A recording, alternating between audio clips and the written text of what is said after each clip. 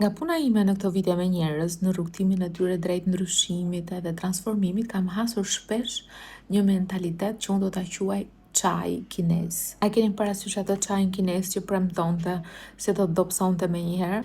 Të gjithë duan që të vënë muskuj pa vajtur në palestër, duan që të rriten në karrierë pa e kaluar shkallët, pa fituar eksperiencë.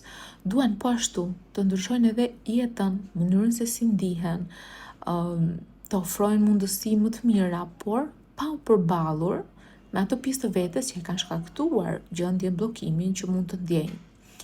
Marr shpesh në pyetje që më triggeron në fakt, shpesh herë, sa seanca më duhen, ose a të ndryshojnë menjëherë që me seancën e parë. Ose një kliente me cilën që në fakt ishte edhe sebepi i kësaj video sot. Ajo kishte përbuk një seancë për të trajtuar marrëdhënie, dashurinë, partnerët, e gjëra të kësaj natyre. Dhe në bisedë sipër sugjerova që me po të njëjtin çmim, edhe pse është pak më pak se sa çmimi real i programit, i ofrova programin e molekulës. Molekula e dashurisë është një program i thellë që trajton 360 gradë të gjitha aspektet që janë të lidhura me marrëdhënie, dashuri, partnerët. Dhe më tha, është shumë i gjatë, nuk kam nerva.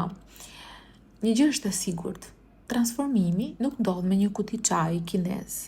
Ashtu si kushtet e trupit, nuk mund të bëjmë muskuj në një palestër, me një palestër të vetme, ashtu edhe brendësia jote, bindjet, traumat, programimet, modelet që i ke trashëguar me breza, me vite, nuk shkarkohen me një seancë apo vetëm me dëshirën e mirë që kjo të ndodhi.